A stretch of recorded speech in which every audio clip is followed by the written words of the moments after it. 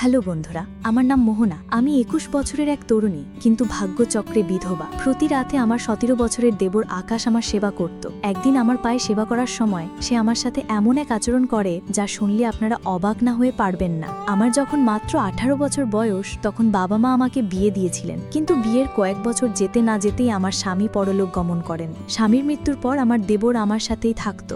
যখন আমার বয়স ২০, তখন আমার স্বামীর বয়স ছিল ৪০। আমার বিয়েটা বেশ বয়স্ক একজনের সাথেই হয়েছিল। তিনি আমার চেয়ে বয়সে অনেক বড় ছিলেন। আমি এক দরিদ্র পরিবারের মেয়ে ছিলাম, তাই আমার বাবা মা ভেবেছিলেন যে আমার স্বামীর বয়স বেশি হলেও তার অগাধ সম্পত্তি আমার ভবিষ্যৎ সুরক্ষিত করবে। তারা তার অর্থ ও সম্পদ দেখেই আমার বিয়ে দিয়েছিলেন। বয়সের পার্থক্যটা বড় করে দেখেননি। কিন্তু বিয়ের পর স্বামীর সাথে কয়েক বছর কাটানোর পরেই তিনি হঠাৎ মারা যান। তার মৃত্যুর কারণ ছিল অতিরিক্ত মদ্যপানের ফলে লিভার নষ্ট হয়ে যাওয়া। আমার স্বামী দামি মদের শৌখিন ছিলেন এবং প্রায় বন্ধুদের সাথে বাড়ির বাইরে রাতভর আমোদ প্রমোদেও মেতে থাকতেন। আমি সারাদিন বাড়িতে থেকে নিজের দায়িত্ব পালন করতাম। অনেক সময় আমার মনে হতো, আমার প্রতি যখন স্বামীর কোনো টান বা অনুভূতিই নেই, তাহলে তিনি কেন আমাকে বিয়ে করেছিলেন। বিয়ের পর তিনি কোনোদিন ভালোবেসে আমার সাথে দুটো কথা বলেননি। প্রথম দিনই সাফ জানিয়ে দিয়েছিলেন, দেখো রিনা, তোমার যত টাকার প্রয়োজন হয় আলমারি থেকে নিয়ে নেবে। বাইরের কোনো জিনিসের দরকার হলে বাড়ির চাকরকে বলবে, কিন্তু তুমি কখনো বাড়ির বাইরে যাবে না। আর একটা কথা মনে রাখবে, আমি কখন বাইরে যাচ্ছি বা ফিরছি এসব নিয়ে আমাকে কোনো প্রশ্ন করবে না। এটা আমার সম্পূর্ণ ব্যক্তিগত বিষয়।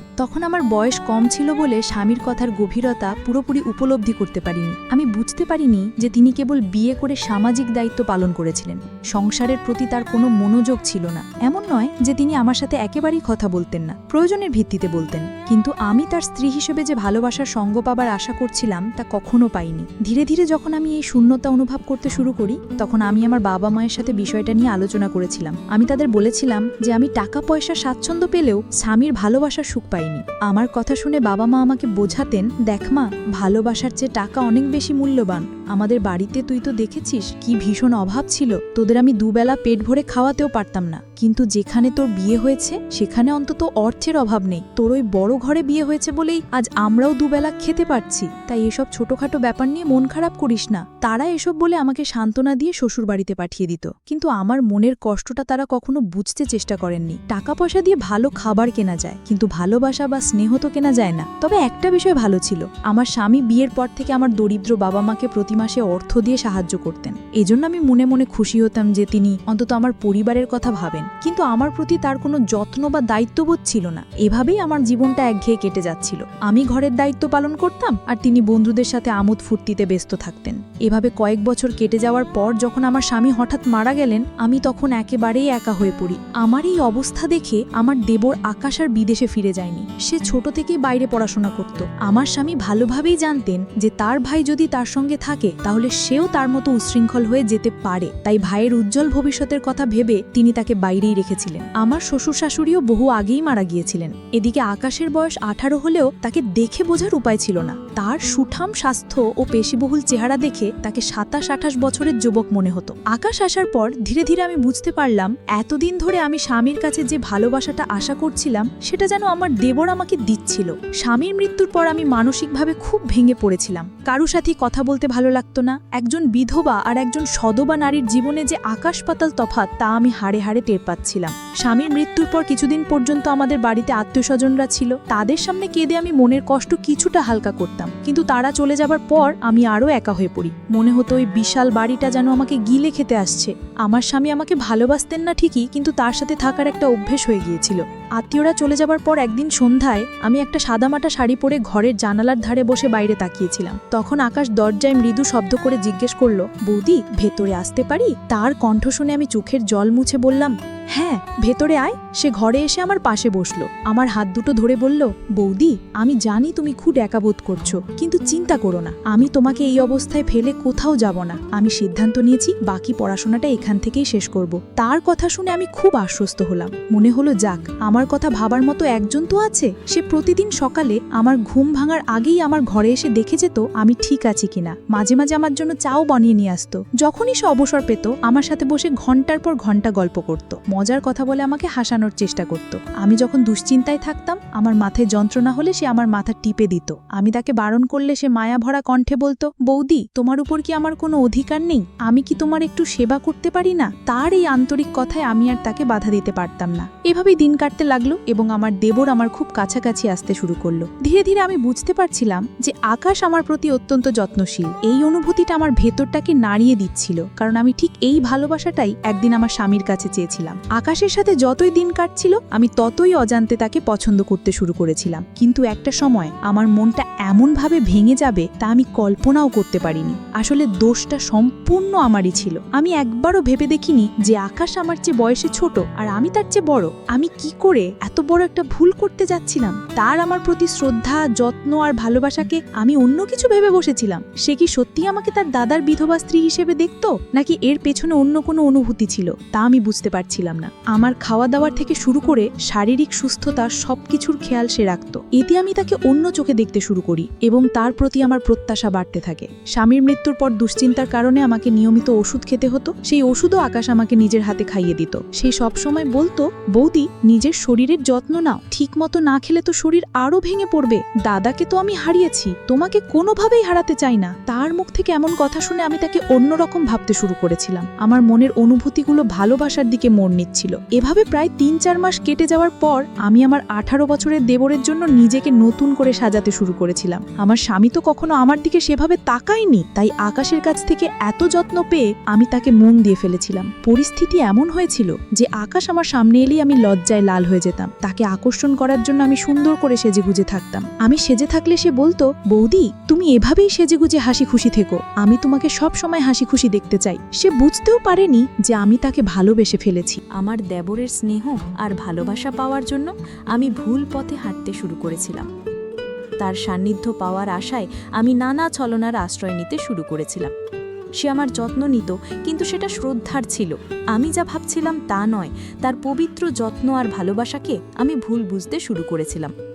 সেদিন আমি মনে মনে ঠিক করলাম, অনেক হয়েছে লুকোছুরি। এবার আমি তাকে সরাসরি আমার মনের কথা জানাবো যে আমি তাকে ভালোবাসি এবং তার সাথেই বাকি জীবনটা কাটাতে চাই। সেদিন আকাশ বাড়ি ফিরলে আমি ইচ্ছে করে অসুস্থতার ভান করলাম। বললাম, আমার সারা শরীরে খুব ব্যথা, আমি বিছানা থেকে উঠতেও পারছি না। আমার উদ্দেশ্য ছিল তার মনোযোগ আকর্ষণ করা। আমি যখন তাকে ব্যথার কথা বললাম, সে রান্নাঘর থেকে এক বাটি তেল গরম করে নিয়ে এলো। ঘরে এসে বলল, বৌদি, তুমি শান্ত হয়ে শুয়ে থাকো, আমি তোমার পায়ে মালিশ করে দিচ্ছি, দেখবে ব্যথা কমে গেছে। আমি মনে মনে খুব খুশি হলাম। ভাবলাম, সেই যখন আমার সেবা করবে তখন নিশ্চয়ই আমার প্রতি আকৃষ্ট হবে। আমি তাকে নিজের দিকে টানার জন্য আগে থেকে সেজেগুজে প্রস্তুত ছিলাম। আকাশকে দেখে আমি কাতর স্বরে বললাম, আমার শরীরে খুব যন্ত্রণা হচ্ছে, তুমি যদি একটু সেবা করে দাও তাহলে খুব আরাম পাবো। আমার এই মিথ্যে কষ্ট দেখে সে আমার পাশে বসে আমার পায়ে আলতো করে তেল মালিশ করতে লাগলো। তার স্পর্শে আমার ভীষণ আরাম হচ্ছিল এবং আমি মনে মনে অন্য এক জগতে হারিয়ে যাচ্ছিলাম। আমি ঠিক করে ফেলেছিলাম, আর দেরি না করে এবার তাকে আমার মনের কথাটা বলেই ফেলব। কিন্তু ঠিক সেই মুহূর্তে আমার পায়ের তলার মাটি যেন সরে গেল। আমার 18 বছরের দেবর আমার পায়ে মালিশ করতে করতে মৃদু হেসে আমার দিকে তাকালো। তারপর মাথা নিচু করে বলল, বৌদি, আমি তোমাকে একটা কথা বলতে চাই। অনেকদিন ধরেই ভাবছি কথাটা তোমাকে বলবো। তার কথা শুনে আমি উত্তেজনায় অপেক্ষা করছিলাম। ভাবছিলাম সেও নিশ্চয়ই আমাকে ভালোবাসে এবং সেটাই এখন বলবে। সে আমার দিকে তাকিয়ে মুচকি হাসছিল। তখনই আকাশ আমাকে বলল, বৌদি, আমি যে কথাটা বলবো সেটা শুনে তুমি রাগ করবে না তো? আমিও তার দিকে তাকিয়ে মৃদু হেসে বললাম, না, রাগ করব কেন? তোর যা বলার আছে মন খুলে বল, আমি তো তোর মনের কথা শোনার জন্যই অপেক্ষা করছি। তখন আকাশ বলল, বৌদি, আমি পিয়া নামের একটি মেয়েকে খুব ভালোবাসি এবং তাকে বিয়ে করতে চাই, কিন্তু তোমার অনুমতি ছাড়া আমি তাকে বিয়ে করতে পারবো না, কারণ আমি তোমাকে মায়ের মতো শ্রদ্ধা করি, তাই আমি তোমার এত যত্ন নিই। মায়ের মতো বৌদির আশীর্বাদ না পেলে আমি আমার পছন্দের মেয়েকে বিয়ে করতে পারবো না। আমি মন থেকে তোমার আশীর্বাদ চাই। তার মুখ থেকে এই কথাগুলো শোনার পর আমার মাথা ঘুরে গেল। আমি কিছুক্ষণের জন্য স্তব্ধ হয়ে গেলাম। লজ্জায় আমি বুঝতে পারছিলাম না যে আমি আকাশের সাথে কিভাবে চোখ মেলাবো। আমার মুখ লাল হয়ে গেছিল। আমি স্বপ্নেও ভাবতে পারিনি যে আকাশ আমাকে মায়ের মতো মনে করে আমার সেবা যত্ন করত। আর আমি তার সেই পবিত্র ভালোবাসাকেই ভুল বুঝেছিলাম। তার কথা শুনে আমার চোখ দিয়ে জল গড়িয়ে পড়ল। আমার চোখের জল দেখে সে তাড়াতাড়ি আমার চোখের জল মুছে দিয়ে বলল, বৌদি, তুমি কাঁদছো কেন? তুমি কি চাও না আমি পিয়াকে বিয়ে করি? আমার কোনো কথায় যদি তুমি কষ্ট পেয়ে থাকো তাহলে আমাকে ক্ষমা করে দিও। তখন আমি তার কাঁধে হাত রেখে জোর করে হেসে বললাম, আরে পাগল, আমি তো খুশিতে কাঁদছি। আমার দেবরটা তো অনেক বড় হয়ে গেছে। তুই যখন বিয়ে করে তোর বউকে বাড়িতে নিয়ে আসবি তখন হয়তো আমাকে আর আগের মতো ভালোবাসবি না, আমার এত যত্ন করবি না। এই ভেবেই হয়তো আমার চোখে জল এসে গেছে। আকাশ তখন আমার হাতটা ধরে বলল, বৌদি, এমনটা কখনোই হবে না। আমি তোমাকে আমার মায়ের আসনে বসিয়েছি। ছোটবেলায় বাবা মারা যাবার পর মা খুব একা হয়ে গিয়েছিলেন, তখন দাদা মায়ের খুব খেয়াল রাখত। আমি দাদার কাছেই শিখেছি। তুমি ছাড়া তো আমার আর কেউ নেই বৌদি। তোমার কিছু হয়ে গেলে আমি তো একেবারে একা হয়ে যাব। তাই আমি তোমাকে কোনোভাবেই কষ্ট দেব না। এই জন্য তোমার অনুমতি নিতে এসেছি। আমি কি আমার পছন্দের মেয়েকে বিয়ে করে এই বাড়িতে আনতে পারি? আমার স্ত্রী এলে তোমাকে আর কোনো কাজ করতে হবে না। সে এই বাড়ির সব দায়িত্ব সামলে নেবে। তুমি এতদিন অনেক কষ্ট করেছো, সে এলে তোমার একাকিত্বও কেটে যাবে। তার কথা শুনে আমার নিজেরই খুব লজ্জা করছিল। আমি যে ছেলেটির কাছে অন্য কিছু পাওয়ার আশায় এত ছলনা করেছিলাম, সে তো আমাকে তার মায়ের সম্মান দিয়েছিল। সেদিন আমি নিজের ভুল বুঝতে পেরে মনে মনে প্রতিজ্ঞা করলাম যে আমি আর কখনো আমার দেবরকে সেই ভুল চোখে দেখব না। তারপর আমি আনন্দের সাথেই তার পছন্দের মেয়ের সাথে তার বিয়ে দিয়ে পিয়াকে এই বাড়িতে নিয়ে এসেছিলাম। এখন আমরা সবাই একসঙ্গেই থাকি। আমিও আমার দেবরকে নিজের ছেলের মতোই স্নেহ করি। আকাশের আমার প্রতি ভালোবাসাটা যেহেতু মাতৃস্নেহের মতো ছিল, তাই আমি আর কোনো দিন তাকে আমার মনের কথা জানাইনি। আমিও নিজে খুব লজ্জিত ছিলাম। আমি বুঝতে পেরেছিলাম যদি ভুল করে আমি তাকে আমার অনুভূতির কথা বলে দিতাম তাহলে সে হয়তো আমাকে ছেড়ে চলে যেত। আমি কখনোই চাইনি যে আমার ছেলের মতো দেবর, যে আমার এত খেয়াল রাখে, তাকে আমি হারাই। তাই আমি আর কোনোদিন আমার মনে তার প্রতি কোনো গলদ চিন্তা আসতে দিইনি। সেদিন থেকে আমরা সবাই একসঙ্গে মিলেমিশে বসবাস করি। ভালোবাসা তো নানা রকমের হয়। মায়ের সাথে ছেলের ভালোবাসা, স্বামীর সাথে স্ত্রীর ভালোবাসা, ভাইয়ের সাথে বোনের ভালোবাসা, ঠিক তেমনি দেবন আর বৌদিরও খুব পবিত্র ভালোবাসা হতে পারে। পার্থক্য শুধু এটাই যে আমরা সঠিক সময় সঠিক ভালোবাসাটা বুঝতে ভুল করে ফেলি, যেমনটা আমি করেছিলাম। আমি আমার দেবরের পবিত্র ভালোবাসাকে চিনতে পারিনি।